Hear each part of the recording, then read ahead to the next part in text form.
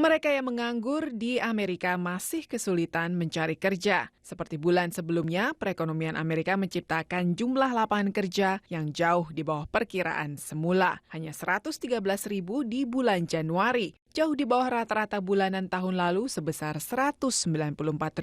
Apakah 2 bulan terakhir ini menjadi penanda tren ke depannya? Kabar yang mengecewakan dari data tenaga kerja selama 2 bulan berturut-turut ini menambah kekhawatiran banyak kalangan mengenai kondisi pemulihan ekonomi dan bursa tenaga kerja di Amerika.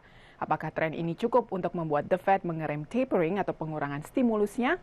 Banyak yang memprediksi Bank Sentral tetap akan mengurangi jumlah pembelian obligasi, kecuali bila data bulan depan kembali menunjukkan tingkat penciptaan lapangan kerja yang lemah. We now have 2 months in a row of very disappointing job numbers, so the big question is this an anomaly that's related to bad weather, the extreme cold, the polar vortex? Could that be freezing the job market for a couple of months in a row, or is this a real slowdown? Tapi boleh jadi cuaca bukan penyebabnya, karena pertumbuhan tercatat di sektor konstruksi, di samping manufaktur dan jasa profesional. Tingkat pengangguran memang turun ke level terendah sejak Oktober 2008. Tapi seperti sebelumnya, angka tersebut menyesatkan. Banyak pencari kerja di Amerika menyerah dan tidak lagi terhitung sebagai bagian dari bursa tenaga kerja.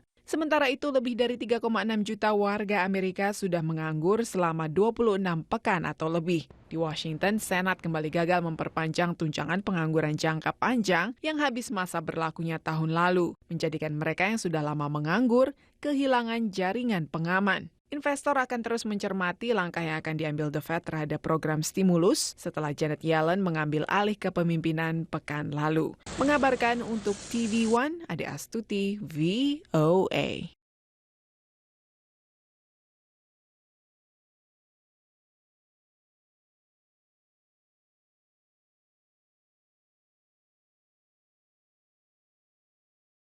Mereka yang menganggur di Amerika masih kesulitan mencari kerja. Seperti bulan sebelumnya, perekonomian Amerika menciptakan jumlah lapangan kerja yang jauh di bawah perkiraan semula. Hanya 113.000 di bulan Januari, jauh di bawah rata-rata bulanan tahun lalu sebesar 194.000.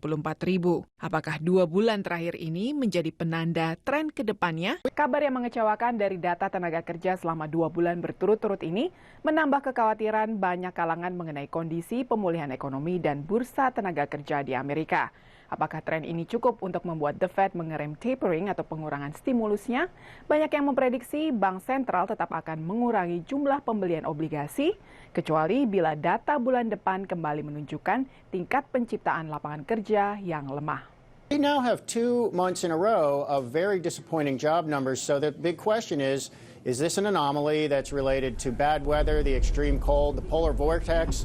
Could that be freezing the job market for a couple of months in a row, or is this a real slowdown? Tapi boleh jadi cuaca bukan penyebabnya, karena pertumbuhan tercatat di sektor konstruksi, di samping manufaktur dan jasa profesional. Tingkat pengangguran memang turun ke level terendah sejak Oktober 2008. Tapi seperti sebelumnya, angka tersebut menyesatkan. Banyak pencari kerja di Amerika menyerah dan tidak lagi terhitung sebagai bagian dari bursa tenaga kerja. Sementara itu, lebih dari 3,6 juta warga Amerika sudah menganggur selama 26 pekan atau lebih. Di Washington, Senat kembali gagal memperpanjang tunjangan pengangguran jangka panjang yang habis masa berlakunya tahun lalu, menjadikan mereka yang sudah lama menganggur kehilangan jaringan pengaman. Investor akan terus mencermati langkah yang akan diambil The Fed terhadap program stimulus setelah Janet Yellen mengambil alih kepemimpinan pekan lalu. Mengabarkan untuk TV One, Ade Astuti, VOA.